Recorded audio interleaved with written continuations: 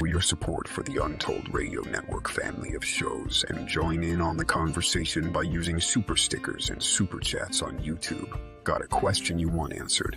Ask it live via a super chat and get real-time responses from our show's knowledgeable hosts and guests. Help keep the Untold Radio Network shows running strong. We need your support. Send your super chats and stickers now. Well, good evening, everybody, and welcome to Mysterious Library. Tonight, Jason McLean returns, which I'm just delighted about. It's not the same without having him on the show with me. And we're talking about one of my all-time favorite book series, which dates back to when I was a young boy. I think I was probably around 10 when I got this for Christmas.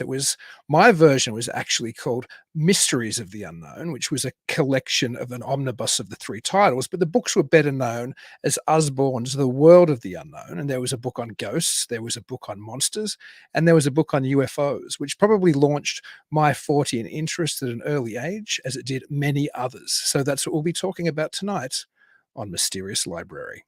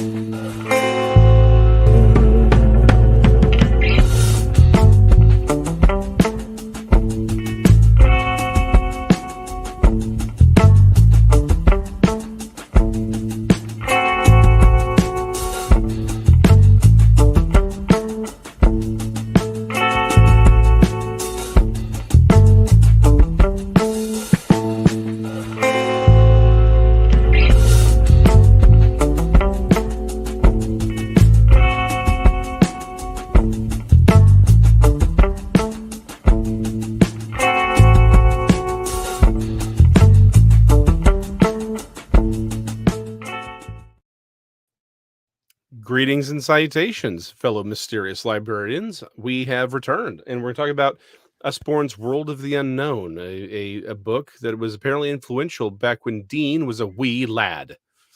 And indeed, it was. It's interesting going back now and looking at the book again, but also remembering the people that it influenced, like Reece Shearsmith, who was the creator of the comedy Weird Offbeat League of Gentlemen show, very popular show in the UK and in Australia, was a big fan. In fact, he wrote the introduction to the Ghost volume when it was republished. He also starred in a film that I believe did the Australian premiere of at A Night of Horror back in the day, and then screened at Midwest Weirdfest as well, called Borley Rectory.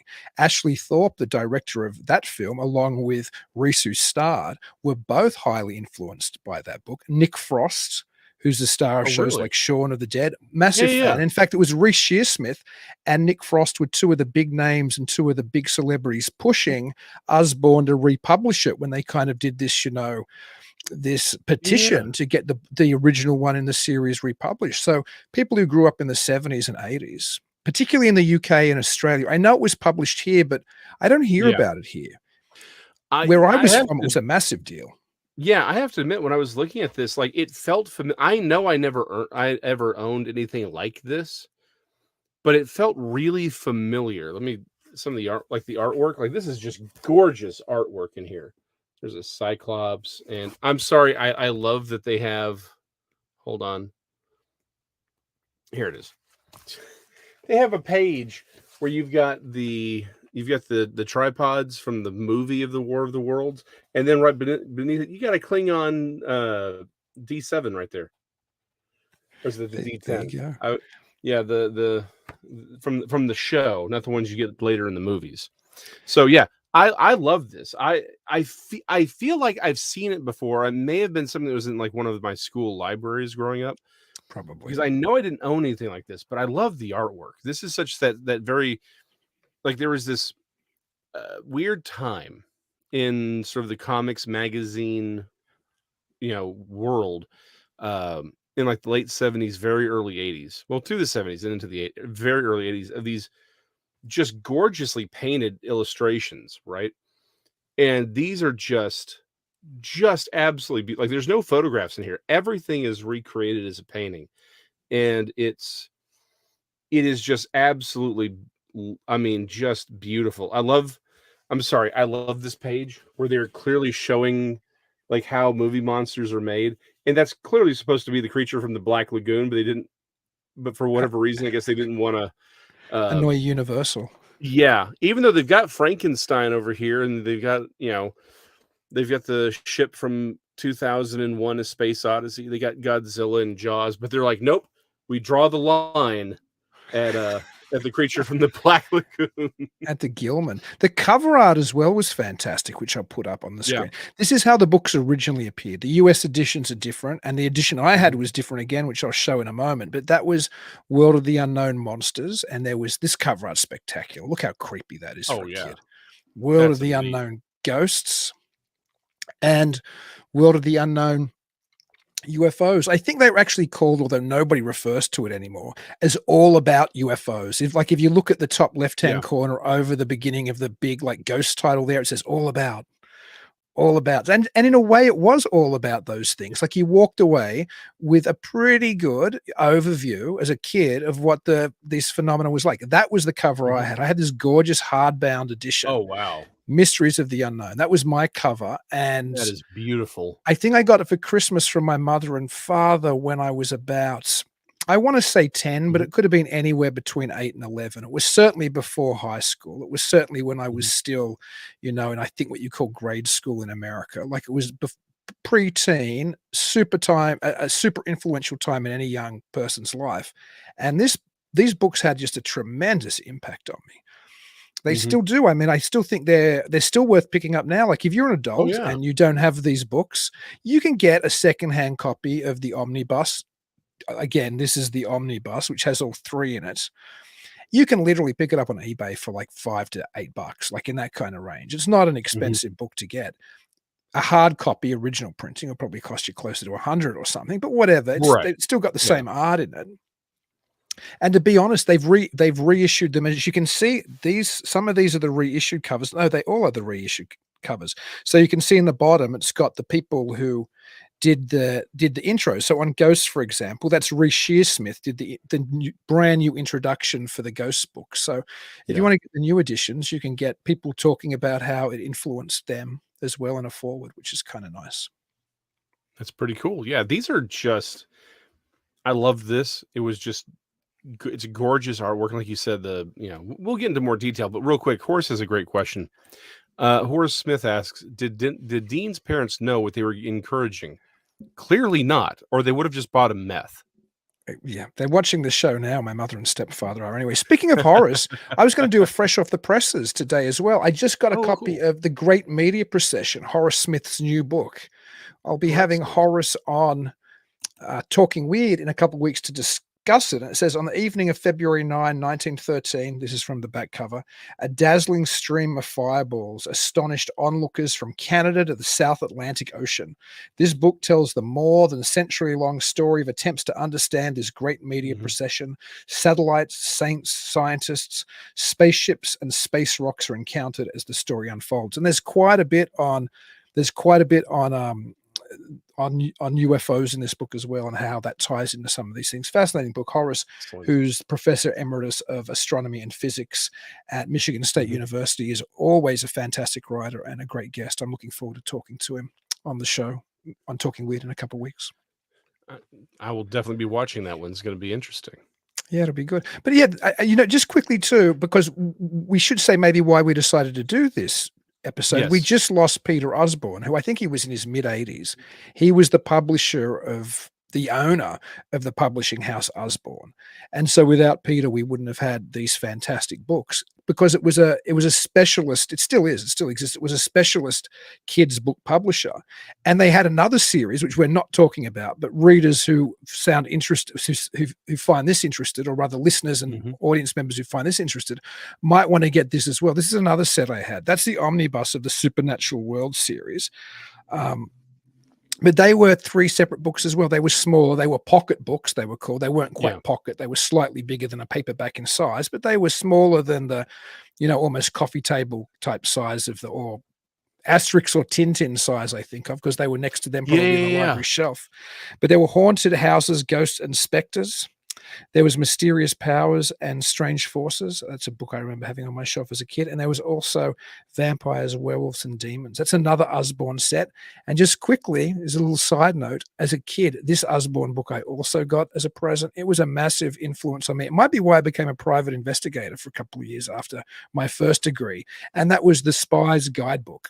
My copy was so beat up, it looked like that. It fell apart. It was a big, thick book. Like, I think it was I think Usborne again did a few spy books, and I think that was the omnibus collection.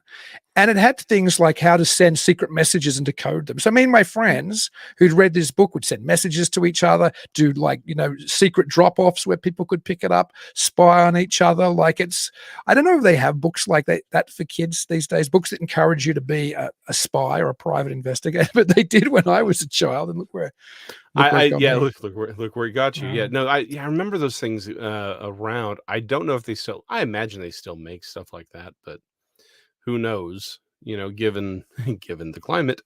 But yeah, no, before we get too far into the book, there's a great question. Since you are the Shaver mystery expert on the show, the bearded one asks, is Adaro the same thing as the weird creatures from the Shaver mysteries?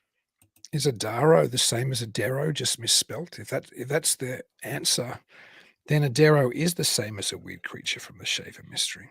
What is it? Is that what he means by Darrow? Yeah, he probably means Darrow. Yeah. Yeah. I've heard them. Yeah. It's spelled Dero. I think you're right, the bearded one, though, if that's what you meant. They are the detrimental robots, which was a shortening, which Darrow was shortened for, not meaning they were actually robots. Robot just meant somebody or something which was under the control of something else in Shaver's kind of mythology. And they'd been affected by the detrimental forces of the technology they had, which could shoot rays at the surface and do other incredible things, supposedly after years and years and years, developed all kinds of weird, I guess, chemicals or radioactive processes. And when people were too close to it, according to Shaver, they became deranged. And that's what the detrimental robots or the Deros were. And also, of course, the energy of the sun was supposedly had a radiation that was meant to, affect us in bad ways. But I think mainly the Dero were affected by the ancient mech that had been left in the caverns, supposedly. That's right. The bearded one said Dero. That you're absolutely right. We're talking about the same thing then. The more you know. I could talk about the Dero all night. We could just drop this episode and just go into Shaverism. We won't. I'll spare the audience. We won't. Talking about how these books influence kids as well, one of the fascinating things about these books is that they have within their pages, whether it's ghosts or monsters or UFOs, they have things to encourage you to become either a cryptozoologist before cryptozoologist was a mainstream expression, or to become a UFO hunter, or to become a specter chaser. Like they have little things to do, like, how to record UFO sightings, how to build your own fake UFO and take fake photos to trick your friends. It says like how to hoax UFO photos. There's how to be a ghost hunter, the equipment you need. And this is before ghost hunters were running around with EVP meters and, or whatever. What is it? Not EVP is an electronic voice thing. What are the meters they will run around with? Where's Jen when I need her? Exactly. I know what you're talking about. Yeah, they have all these meters and machinery, but this thing had things like, you needed some thread to tie across a door in case somebody was hoaxing you, and you needed like a camera that could shoot in low light, or just simple things. You needed a pad to record what happened and a tape recorder. It wasn't all this really sophisticated ghost hunting equipment. See, the problem is I know what you're talking about. It's an EM meter, but they usually K2 meters is usually what most people are using. problem is I had my brain was stuck on Ghostbusters, the PK meter that they made from a shoe. It was a shoe shine thing. Like the original PK meters, it was a shoe shining tool, and that they put a little motor in, they put lights on it, and they put these little wings that came out. Shows up in a couple of the movies. But yeah, no, what I loved is they also had how to debunk things, like little tips and tricks on, and like you said, it wasn't just they went into how to become one of these things, but also said, hey, these are some, how to debunk some of these things. The ghost one I think was probably my favorite, where they had things like fine flour, and and black thread. So I'm trying to find the page. So and they just had the illustration. It's like, hey, you get this, and and if it's, here it is. Because they had like the measuring tape and different electronic equipments, different cameras, but then they had like black thread right there, right? And flour. And they're like, so here's the deal. You if someone's hoaxing you, or the way someone's hoaxing you is you put the fine flour on, and if people walk across it, you'll see their footsteps. If you see, if you rig up the black thread, if it's fallen or if it's snapped, then someone has walked through it. And it was just, I loved that. Again, he's definitely taking a hint from the story of Bel and the Dragon from the Apocrypha with that one. But it's such a great little thing where he's like, hey, we're going to tell you about these things. I love the monster section. Probably is obviously going to be my favorite outside of the UFO stuff with the Klingons. But the thing I really, really loved about the monster section was they had this entire section here on the history of monsters, right? With like the mythologies. Where do you go? Here it is. They start with Greek mythology, right? You got Medusa and the Gorgons, you got the Minotaur, and then it gets into Beowulf and Grendel, and they give you these histories of these mythologies. But then at the bottom of this page, right? So they're talking about the dragon, but then down here it ends with the Komodo dragon, and I had a lot of books similar to this growing up, where they would, like, here's sort of like the fun stuff, but then here's the real, like, again, for them, the real stuff. Like when they're talking about the Sasquatch tracks, they're showing you the different shapes of different primates, including humans, and how they work. It was, I love flipping through this. Like you said, this is clearly meant for children. It's written. And if you're reading, you're like, yeah, this is clearly written for children, but it doesn't talk down to them. No, like not at all. It doesn't. Yeah, it's not using overly simplified language. It's expecting the readers to read it and be educated by it. And I love that. And it does have a great mixture of skepticism, as well as presenting the idea that some of this might be genuine anomalous phenomenon.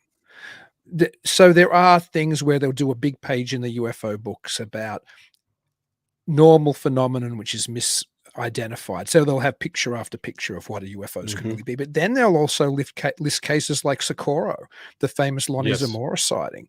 And they'll say, this one's never been explained. And then they'll have, they'll mention Dr. J. Allen Hynek's, his close encounters of the first, second, and third kind of, protocol that he built, and explain to kids what that is. Yes. So this it clearly dates it, because we're looking at a different ufology. We're looking at pre-Roswell ufology when this book was written. In other words, not pre the Roswell crash, but pre the Roswell crash being front and center in the mythology of UFO belief. So it's still, and also interestingly, we're looking before alien abduction had become front and center. It's after Betty and Barney Hill, but it's before Communion, it's before all the Bud Hopkins books, it's before all that kind of stuff.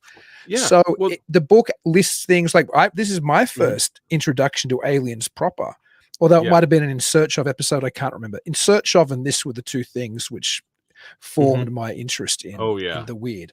But it has like the alien I remember from this the most was the Hopkinsville Kelly goblins, which they have illustrations of. That's exactly where I was flipping to, because it's like this is one of those things that, again, we've talked about on this show, the Kellysville Hopkins goblins, where nobody talks about these things anymore at all, and there's so many in the history, in the early 20th century, early to mid 20th century. A lot of these aliens have radically different appearances, and then we talked about this when we did the Betty and Barney Hill stuff, where it's like, hey, after Betty and Barney Hill, all of a sudden we start, as that story becomes more popularized, they all seem to start normalizing to the grays, even though Betty and Barney Hill's initial descriptions were not gray aliens. So I love, like you said, this is a sort of before the modern wave of ufology has sort of taken over. And it's, like you said, it's very you can, if you know what you're looking at, you can really see it. This is just before this new wave, and it's really interesting. I loved this section here, on the post World War II craft. That where'd it go? Because actually, I've actually seen one of the things in here. Where'd it go? Joys of a Live Show. Yeah, it has the actual, like, the things that the US were making and the Canadians were making, which were saucer-shaped crafts. It's here. Yeah. I'll try it. Oh, yeah, there you go. So yeah, I loved that page. So that thing at the very bottom, if you're watching the screen, it's on the left-hand side. It looks like it's the round but it has two engines on either side. That is actually at the Air and Space Museum here. That's at near Love Field here in Dallas. Oh wow! They call it the flying pancake. It's my favorite thing. They're outside of. They have an actual engine for one of the SR-71 Blackbirds, and they have a trainer's cockpit. Those three things, and again, in this building is an actual Apollo, I think it's 12. But they have an actual Apollo capsule and a spacesuit. And as cool as all that is, the flying pancake and then the SR-71 engine are my favorite things. And of course, the training cockpit.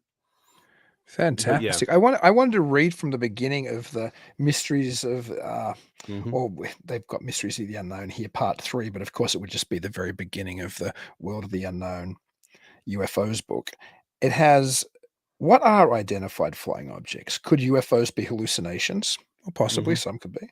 Could they be spaceships from other worlds? Well, I don't think so, but maybe it's good that they put that there. Could they even be bizarre specters from other dimensions in space and time? Somebody had been reading their John Keel or their Jacques Vallée or their early Lauren Coleman and Jerome Clark books even back then, because it was a popular thing in the 70s. That idea of bizarre specters from elsewhere in space and time was an influential idea. It still is today, but back then. So it's kind of cool to see them at the front, not say this is all nonsense, but say, is some of it hallucinations? Maybe. Is some of it ETs? Maybe. Is some of it something weirder? It's nice that they throw out those interpretations. So when you read this as a little kid, you weren't reading something which was entirely skeptical, saying it's all nonsense, although there's certainly, like I said, plenty of things in there that's skeptical. You weren't reading something which said it's definitely extraterrestrial. And you weren't reading something which dismissed the Keel Vallée type position, because it was in there as well. And you must have dug the ancient astronaut type debunking almost in there. Like, it's not an entire debunking, but they'll show, like, a figurine which is often used in Von Daniken books of something that looks like maybe somebody in a spacesuit. And it says, but of course we have to recognize this might have just been ceremonial dress that the people were we're sculpting sculpting a statue of as well. So it's nice that it kind of puts that position, that it's not saying, it's not totally throwing Von Daniken overboard as perhaps you and I would, but at the same time it's saying, hey, let's be sensible, because it could be something else as well. What a great way to prepare critical young minds to look at this stuff. And I think this is the best kind of skepticism, right? Because I think the problem is we have believers and I call them scofftics. Right. There's a difference between being skeptical, saying, okay, well, let's see the evidence. Let's work through it. Let's rationalize it. We don't have them. We tend to have scofftics, where it's like, nope, it can't exist. or it's just the true believer. It's like, well, hold on, can't we actually go through the evidence? Let's look at all of the arguments. Let's look at it from every possible position. Let's see if we can come to something here. That's what this book was doing. That's what these books were doing. I loved it. Loved reading through it. Again, I'm just a huge fan of the artwork. Oh, real quick, Kaiju Ninja, 1985, asks if we remember the Time Life Mysteries of the Unknown books. They had black covers.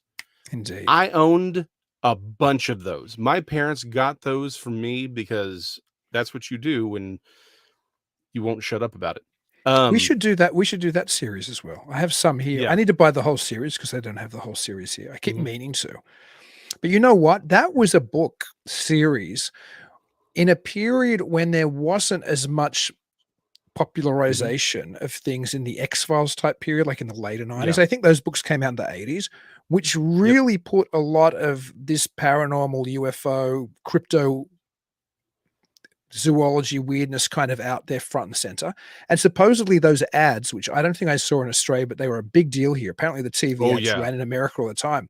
I've read things suggesting that a lot of that kept these kind of ideas front and center in people's minds when they're in that kind of pre-X-Files type period where there wasn't quite as, I guess, post in search of pre-X-Files, where there wasn't as much of this on the nightly news, or not the nightly news, and nightly dramatizations.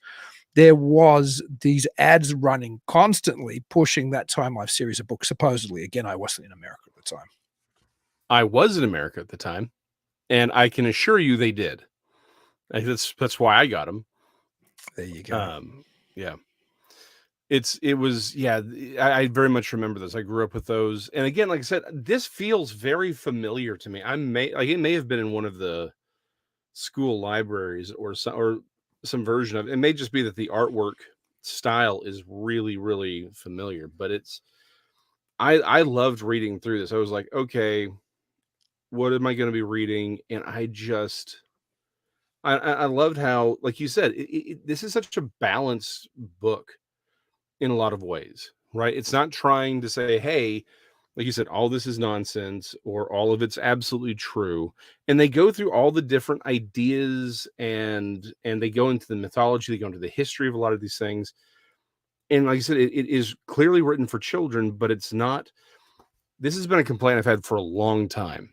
A lot of material that's written for children now, it's written at a kindergarten age. It's like you got kindergarten, or then you got like teens or higher, and you're like, whoa, there's got to be something in the middle here, right? You can't just have, kindergarten stuff and then boom, here's all these really advanced things.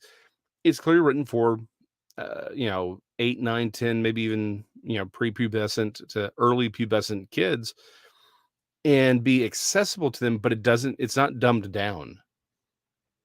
It is.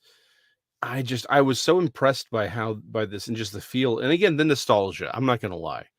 The nostalgia of reading of reading a book like this, it just really brought me back to being that kid reading these things. And just, I love the art in here.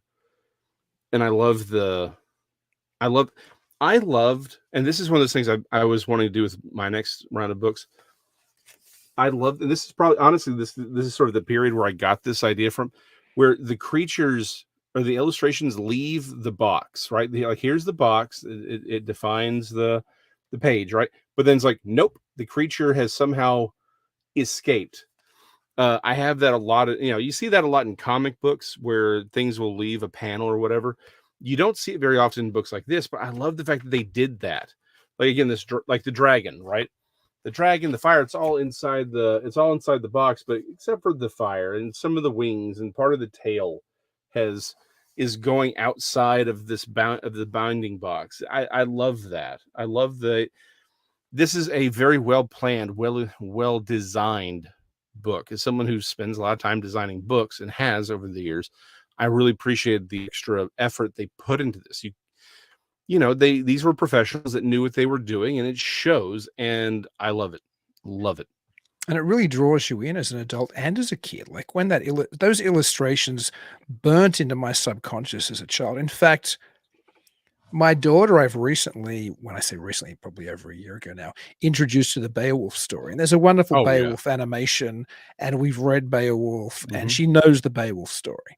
But my introduction to Beowulf was the monsters section of my omnibus, or the monsters World of Mhm. the Unknown book. That picture of Grendel, like in that fiery kind of thing, he's this big hairy Yeah, creature, grabbing people. And there's more. I think you showed it before. There's more stuff I about did. the Beowulf legend in there. That's how I first found out about Beowulf. And I'm not sure if it was the first place I found out about Greek mythology, because I was really into Clash of the Titans and things like that, which is in that book as well.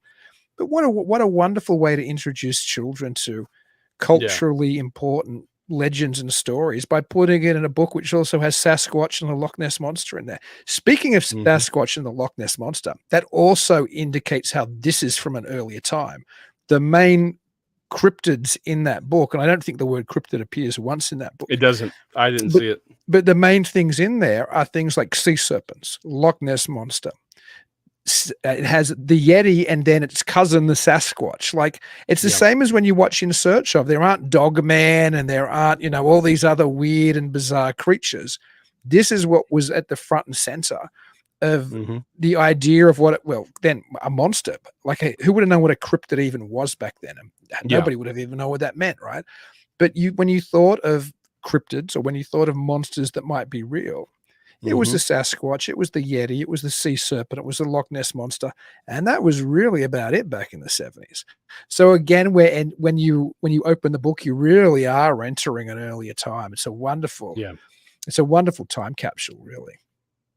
No, I loved every second of this. I really did. I wasn't. I just realized I didn't even explain why I was out last week. So here's this probably helped my appreciation of the book more um than I would. I think I would have appreciated it had this not happened. However, the reason I was off last week is that my daughter had a ruptured appendicitis. So uh, we basically spent most of the week. I think she came home. Yeah, she came home Friday. So we basically spent the entire week at the hospital. Um, I was home like I worked until I had to switch out with my wife on Monday, and that's when she was in the ER. They couldn't figure out what was wrong with her. Apparently, there's a new process. Her body did what it was supposed to and actually sealed off the rupture, so it didn't go everywhere. So they didn't know what they were looking at. Did not make me feel better about the hospital. One of the surgeons was an Aggie, so that didn't make me feel good either. Anyway, um, all the Texans get that joke, but they finally, once they figured out what it was, I was there for basically the entire week except for Thursday. And then of course Sunday we had to go back to the ER.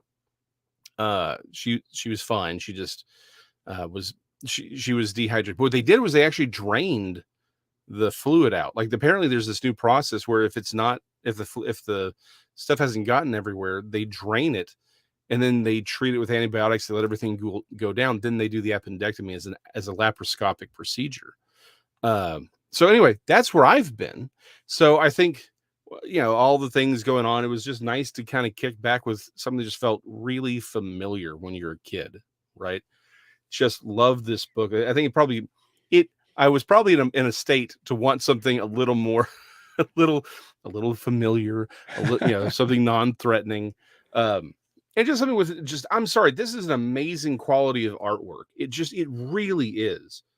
And yes, I love these old school dinosaur drawings where, like the T-Rex, like my favorite thing, I grew up on the T-Rex being, sort of walking around like that instead of the modern, sort of horizontal position they have them in. I love these style of dinosaurs. And how they were painted. Um, the iguanodon. Oh, I love the iguanodon is actually one of my favorite dinosaurs. That's books where I first found out the iguanodon. They thought originally that its thumb was a horn on its nose. Yeah. Was from that book, which is where I found that out first as a kid. Oh yeah, and so I'm again a huge dinosaur fan from way back. The question about the zoo books, yes, I had all of those, all of them. I had, in fact, I still got it. It's torn all to shreds because I just went through it as a kid, but I still managed to have it. This super thick book on dinosaurs. So it's painted very, very similarly to this. I was a huge, huge dinosaur buff growing up as a kid and just could not get enough of them. So to see them like this, plus if you go down to the Paluxy River here in Texas, right where you have the trackways, they still have a lot of the trackways in situ. So if the water level is low enough, you can go and look at the trackways. They have these dinosaurs. It's a Tyrannosaurus Rex and a like a brontosaurus, I think is what they would have called it at the time. But it's that old school sort of bubble look where it's still a serious interpretation of it, but they're more, instead of it being overly angled like they are now, and they're on their hind legs. So I loved everything about this. I love, particularly the dinosaur part was my favorite section. Just loved it. Just ate it all up. Like I said, being out all week with your daughter having a drain in her abdomen, it put me in a mind state to want, something a little nostalgic for, younger times. But yeah, I love the dinosaur artwork. And it's a book you can just pick up and open any page, and there's something there which is just gorgeous. Fascinating. It's still a book. I'm so glad I have it on my shelf again. All I had here before we were doing it this week, and I got the copy, checked it out of the library. I did have the copy of just UFOs here because I bought it somewhat recently. It's funny though, speaking about it being a wonderful book for children, like full, I suppose, disclosure or full honesty, the ghost section of this book creeped me the heck out when I was a little kid. Oh yeah. Like I love this book, but the ghost stuff really, and I'm like, again, I was probably somewhere between 8 and 10 or 8 and 11. Maybe I don't know exactly when, but it really bothered me. The ghost stuff is like the Jeff, the talking mongoose story, which is still one of my favorite stories in the history of the paranormal. I first picked it up from that book, and they just got a few little panels describing Jeff and the farm that he supposedly terrorized, and how there were claws. There's a picture of his little claws sticking through a crack in the window, and how the woman reached up and Jeff bit a hand and then said, "You better go and put ointment on that," or something. Like, it was just scary stuff. And I'll see if I can find it. There's a picture in here, which, in fact, there were a number of pictures in the ghost section, which really bothered me. And you were right. There are really no photos in this book, except in the ghost section. Right. There are some supposed photos, like old black and white type photos. And now I'm having the same issue you were having when you were looking for but I'll find, here it is. Here it is. Just creepy as all get out. Let's see if we can see that monk-like ghost there on the altar. I don't know. If I put it in, whoops. If I put it in, it probably won't focus. Maybe I can make it focus. There we go. Like he's over on this side, and he's got like this white hood and these big black eyes, and it's probably just a double exposure and somebody faked it. That's what it looks like now. But as a kid, seeing this monk with this spooky white face with these black eye holes, I remember that picture scaring me. I remember a number of the pictures in that ghost section and scaring me. I can't remember anything in the monster section or anything in the UFO section really bothered me, although the Hopkinsville Goblin picture bothered me a little bit. Interesting. Yeah. That bothered me a little bit, but it was the ghost section that was creepy. I'm not my daughter's fascinated with all this stuff, and I've seen her trying to flick through this book, and I'm like, we'll look at it together. Like, I don't want her going to the ghost section because I don't know if it'll scare her like it scared me. And she's little. She's like 7. I would have been at least 1 to 2 or 3 years older than her when I got it. And even then, so I'm not saying to go out and give this. Don't necessarily go and buy the ghost book and give it to a kid, just in case it bothers them. Then again, if you know your child's not scared by that kind of stuff, go for it. Get them the Monsters book. The Monsters book's great, but I don't think there's anything in there which is going to make them worry that a mongoose is going to come through their roof at night and bite them, or that there's weird, spectral monks standing at church altars. Like, for some reason, But if you think your kid likes scary stuff, by all means, get them that ghost book. They're going to love it. They'll eat up that scary. Yeah, it occurs to me that if you're listening to the podcast version of the show, you really need to go hop over to the YouTube stuff, because you're missing out on some amazing artwork. Or you can just go buy a copy of this. Like Dean said, you can get reprints relatively cheap. This is not not a big investment. It's definitely a lot of fun. But definitely if you're listening to the podcast, come on over, check out some of the images. They're amazing. It goes to show how much we dig this book. We don't normally stop the show and start pulling out books and flicking through pages. Like no, we don't. It's slightly different tonight. I guess because it's so illustration heavy is probably why. Yeah, that's exactly what this is. And again, these are just such gorgeous illustrations. Again, as an artist, that's what I'm going to be drawn to. But again, it is such a specific. I wish I could describe this. So art styles move in waves, right? And as well as the ability to print them in a magazine format, right? That's a big technological issue. In fact, one of the interesting things for like reprints of comics from like the 80s, particularly the Weapon X storylines, very, very influential for the origin of Wolverine. The colors, if you get the new reprint as a book, the colors are very garish, right? Barry Windsor Smith's artwork is just absolutely amazing, but the color scheme seems very garish. But the reason for that is they're printing directly from the original plates in the original formats to this very slick, shiny paper. So it really retains all of everything perfectly. Back in the 80s and early 90s, they were using newsprint. So the reason the colors were so garish was because they expected it to be absorbed by the newsprint and toned down. So the original comic it had a very different feel from what's reprinted. Well, in the same way, the artwork that they were creating for these magazines, the technology that was being used to print them was a very specific type of technology. So they had to paint them in particular ways. They had to have, so it created a very unique style for this one period of time, like I said, in the 80s, 70s, and early 80s. And you saw it a lot with like the big magazine stuff for like Conan the Barbarian, right? They had and a lot of the Ghost Rider, Son of Satan comics, where they were like the bigger formatted thing, and they would have them painted, some of the Sorcerer Supreme stuff with Doctor Strange. And that's really what this all goes back to. It was just it's a very specific style of painting, and it's just gorgeous, and I love it. And I needed this book this week. We'll probably go to something a little more mature next week, but I loved this book. I'm so glad that it struck a chord with you too.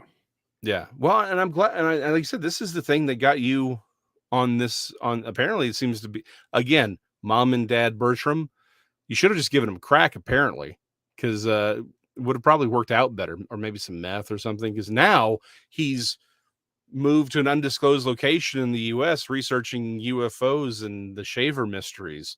Pretty much. Yep. In fact, there's no Shaver mystery in here. That's what was missing. That's my only criticism of the book. And imagine if there'd been one. Imagine if there'd been like a full 2-page spread on the Shaver mystery in here. What a blessing that would have been. Oh, exactly. Yes. Oh, Ed Schultz has the Classics Illustrated comic book, the story. Yes, exactly. Yes, I know exactly. Oh, yes. Again, I know exactly what you're talking about. Absolutely. And of course, Kaiju Ninja remembers Frank Frazetta. Yes, although Frank Frazetta's artwork is very different as far as how it's painted, but yes, he falls into that same sort of category. But yeah, this was just a wonderful, excursion, artistically speaking. Before we're not really to the end of this, but I want to make certain we answered we responded to one more comment by the bearded one about the whole Darrow thing, or Darrow. Because he was listening to a podcast a few days ago. The presenter claimed to have a picture of a Darrow, but of course he didn't produce it. The bearded one, they never do.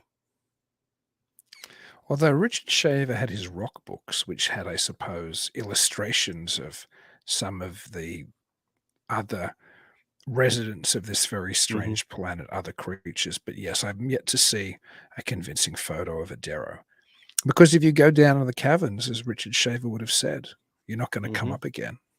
Yep, exactly. That's the So reality. I actually knew a gentleman who claimed that one of his abductions was by a Darrow. Like Get out of town, really? Oh yeah, no, yeah, very much. In fact, I have one of his other he didn't really call it an abduction at first, but he's like, yeah, it kind of is. And I have his account in one of my books on, I think it was the second or third one in the 2017 tetralogy series. But where it's essentially a demon grabbing him through a wall, and his sister shows up in the middle of it, and then everything's blacked out, and they're just sitting on the couch, right? But one of his abduction experiences, he claimed, was a Darrow or something that looked like a Darrow that came into his room as a child, and he was abducted. And I've heard of other people claiming that something like a Darrow has abducted them. Now, again, it goes back to, do we know? Again, it seems like we've had this conversation a lot, that this phenomena seems to take whatever form it wants to take, and has whatever agenda it has on that. But yeah, to date, no one has ever shown me a picture of a Darrow that I've seen there's some photographs from researchers, or usually context of a researcher, that I wish were out there. There's a video I saw in the last couple of months. I've seen a photograph and a video that are probably some of the best I've ever seen in my life. And I wish that the people who actually took them would allow them to be released, because it doesn't just say, boom, definitively, this is what's going on. But honestly, best images I've ever seen in my life, period, end of story. Like, one of the photographs is like, if it was a video or a film, it would have been perfect. But it's as good as and clear an image as has ever since, honestly, Patterson Gimlin. Wow. It's insane. But yeah, so the Darrow, like, I've got several accounts of people claiming to be abducted or encountered creatures that are very similar to the Darrow, but no one's ever produced a photograph of it.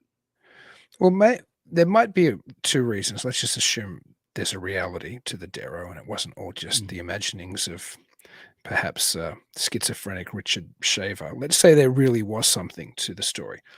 Two things. If we believe Shaver, then if you encounter the Darrow, unless you're Richard Shaver, who happened to get away by accident, as he said, you were never getting away. If you saw the Darrow, that'd be the last thing you saw, right?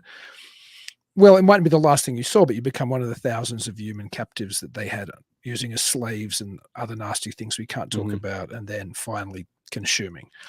Or alternatively, and these are probably the two people who understood the Shaver mystery best, because they arguably created it, whether they chronicled something that was real or whether they created it whole cloth. Right. That's a debate for another time. Ray Palmer, of course, thought while Richard Shaver's experiences were real, there wasn't a physical cavern world, that Shaver was likely interacting with something closer to a spiritual reality. Right. So if it's something closer to a spiritual reality, and it isn't entirely physical anyway, then the chances of capturing a photo of this perhaps somewhat imaginal experience is very unlikely anyway. Okay, I like the word imaginal. Imaginal? And I don't mean that in a dismissive way. I mean it the way Henry Corbin and Patrick Harper and authors like that mean the imaginal, that there's a realm somewhere different to our own, but ontologically as real as our own, and we access it sometimes. But those experiences aren't something you can hold on to and bring back into this world. Yeah, I tend to lean towards the term psychic, right? A psychic encounter, a psychic reality. Because I think the problem is, I get what you're saying, and I understand the use of the word. The problem is, most people would probably see it as dismissive. I like the idea of something that's, it's a psychic encounter.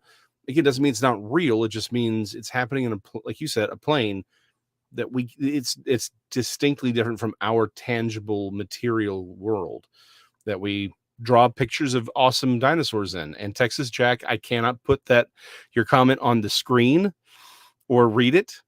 But I completely agree with you. That's talking about Frank Frazetta.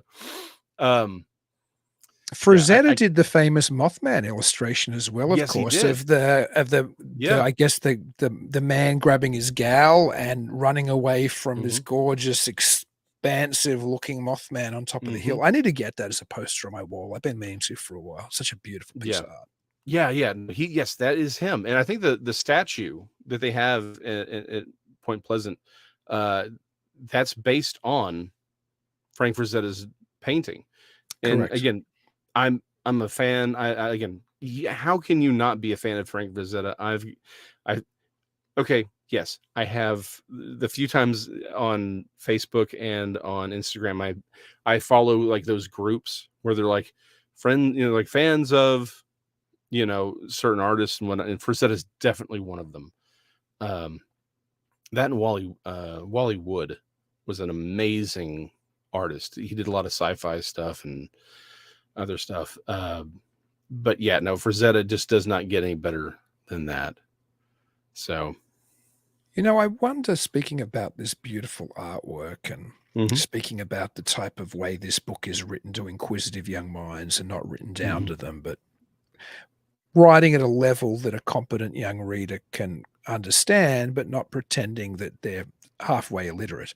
I wonder if a book like this, well, maybe there is some success because it's been republished, but I wonder if a publisher would invest in doing a book like this from scratch these days.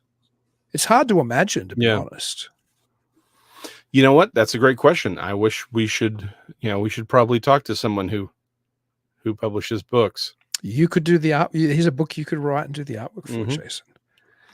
But I mean, these were days when publishing houses had real budgets and they had real throw, and it wasn't I don't know, a book like this would have been in every bookstore in the UK and every bookstore in Australia and every library in the UK and every library in Australia, and tons of kids like me would have got a copy for Christmas. And there were events. I heard somebody describe these as event books back then. Do they have event? I mean, maybe the new Harry Potter book's an event book. I don't know, or whatever the equivalent is of Harry Potter.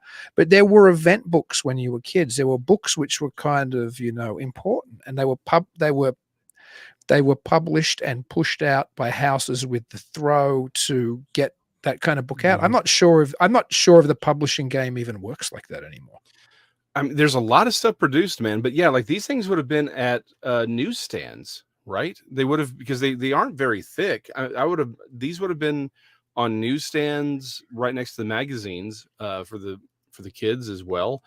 Yeah, I mean, you know what? Here's the thing. I do lurk around bookstores from time to time, which is, being a comic geek. And of course I go to comic book shops, although I swear I have a giant stack from like the last few months. I haven't read a single one of them. I've been too busy. I had to actually put my pull box on hold. I'm like, I can't for right now. But I think there is probably a version of this that could be produced and printed. But you know what? We talked to Ben Dunn. We had him on the show. A friend of mine who runs Antarctic Press. I've been talking to him. There's got to be a way of doing, digital publishing, right? Because I mean, it's a terrible thing, but it's like, while they may not be buying magazines, they are on their phones, right?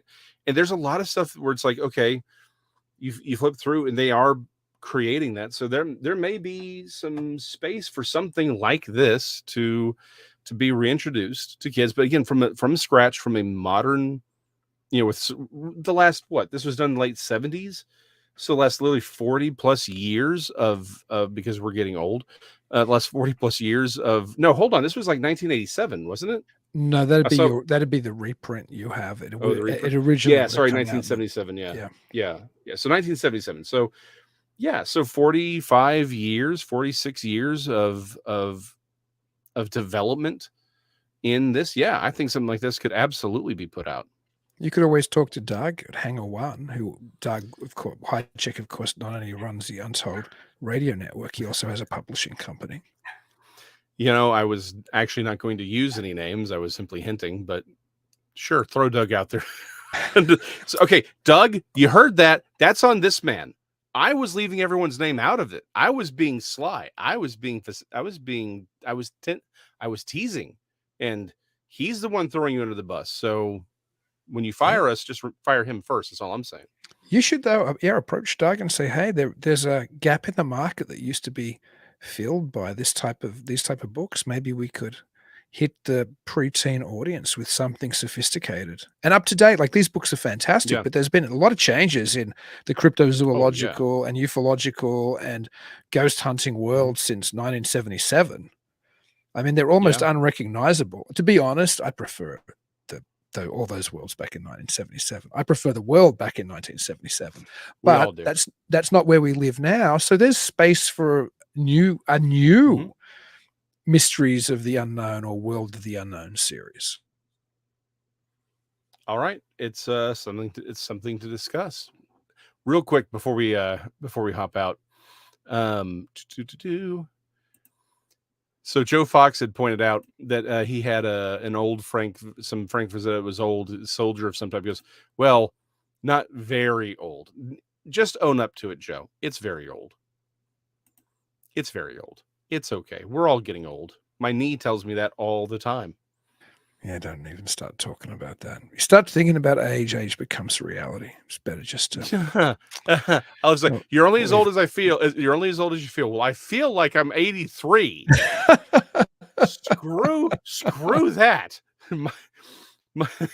My back has... My misspent youth in mixed martial arts, before mixed martial arts was cool, has informed me that age is a very real thing. So. Yeah, it's frightening. It's frightening, I guess. You know what frightens me? When I watch popular culture, which doesn't seem to be that long ago to me, and it's like, that was a while ago. You know, like you watch a Twin Peaks or an X-Files now, and you're like, that was yesterday. And you're like, that was decades ago. What happened at that time?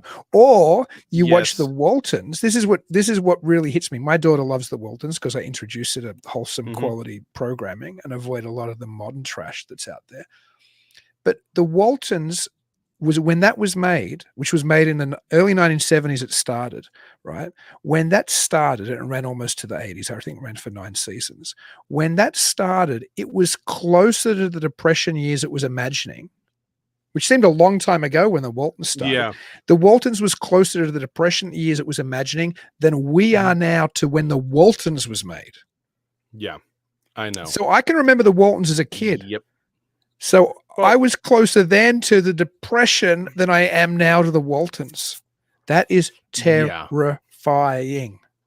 Well, it's like when you realize, like someone pointed out, it's like, hey, if you redid Back to the Future, they'd go back to 1993 or 1992. And I was like, I saw someone posted that on Facebook. I just responded to him like, you may shut your freaking mouth right now. I didn't need to know that. But you're right. It's like when we were growing up in the 80s, everything was in the 50s, right? Well, now that we're in the 2020s, everything's going back to the 80s. It's the same distance. It's the same temporal distance. And it's starting to bother me a great deal when you start thinking about it like that. Yeah. What's the Smashing Pumpkins song, 1979 or something? You know, yes. That really, yeah, I heard that the other day, and I might have read it somewhere as well, but it came on the radio, and I'm like, oh, that was so, and I'm like, that song came out, I think, closer to 1979 than I am now to when that song came out. Yes. No. How's it even possible? That's precisely. I was flipping through the oldie station, driving around a couple days ago, and I kid you not, Matchbox 20 came on. And I'm like, what the, like, I'd long ago started to say, okay, I'm old, that's what's happening. But the fact that it was freaking Matchbox 20 on the oldies station, I'm like, no, I'm done. I'm done. I'm out. This is not happening. But while we were lamenting our age and the passing of time, Kaiju Ninja, I saw you. I figured you were going to grab that. That is a great question to end on. So he asked, just for those listening, sorry, you were going to say that. Yeah, no, please. No. Yeah, you can do it. I was just going to say, Kaiju Ninja asked Dr. Dean and Jason, what were the first cryptid books you owned? Honestly, I think we already mentioned mine with the Mysterious Universe that Time Life came out with. Now, so here's the thing. This is where it's a little gray. It's either those or because I grew up going to the Creation Evidence Museum off the Paluxy River, right? So a lot of those books had that material in there. So it's like it was all sort of happening at the same time for me. So officially is probably the Mysterious Universe stuff. But again, a lot of the creation evidence books have a lot of living dinosaur material in them. So yeah, there you go. Yeah, What about you? Mine was definitely Usborne's World of the Unknown or Mysteries of the Unknown, the monsters book in there. There you go. Yeah. Again, this is probably one of my favorite pages. The one with the giant bird. The rock from Sinbad. Uh-huh. Although I've always thought the rock could fly, so I've always associated it with the larger like the Territorn sightings that people see. Although I'm sorry, this may be my favorite image in the entire freaking book with the Minotaur and the Gorgon. I'm sorry, that's just an amazing image. Yeah, it's cool. A lot of just so much motion and action in that image. Well, there you go. We've actually reviewed Dean's first cryptid book, Fortean Encounter. First UFO book and first ghost book as well, all rolled into one. Yeah. So there you go. Apparently, both our parents sent us down this pathway. If my mom had lived to see this now, she would be very ashamed, probably. She'd be proud of you, Jason. You did good work, mate. Oh, she would not understand any of this, but my dad did. So yeah, you know what? You win some, you lose some. On that note, thank y'all for joining us. It's been another great excursion into the Mysterious Library. Next week we haven't decided what we're going to read next week, so it'll be fun and entertaining as always. We love every single one of y'all. Do remember to like, follow, and subscribe. Share us out. Inflict us upon the world. You do not need to suffer alone through these. Dean, any last thoughts before we bid adieu to our glorious audience? My only thought involves a book or books, depending how you look at it, whether you look at the omnibus, Mysteries of the Unknown or World of the Unknown, is go and buy them. They're just great. If you don't have these on your shelf and you're interested in this stuff, you'll just love looking at the illustrations. You'll love reading all the tidbits of data. I bet there's stuff in there you didn't know. And regardless, it's going to be a time capsule to take you back to a simpler time. And if you have children, then they're going to really dig these books as well. Just be careful with the little ones with the ghost stuff would be my only advice. But yeah, some of that wonderful. For a younger reader could definitely be creepy. Yeah, but they're literally you can buy the omnibus secondhand for like less than $10, or you can buy all the beautiful reprints with those covers, which I did flash up before, which I will one more time because I just love them so much. These are the reprints, but they're the original covers, which are only different with the exception that they have on the bottom right-hand corners there. They have the people who wrote the new forwards, or there's one on the left-hand corner. But there's such beautiful books. They're absolutely worth getting. And do yourself a favor, add them to your Fortean library, because that's one thing that we should probably say more on this show is buy more books. Books are good. Yes, books are good. On that note, lovely, beautiful audience, we will see y'all next week. We'll catch y'all behind the card catalog. We'll see you next time.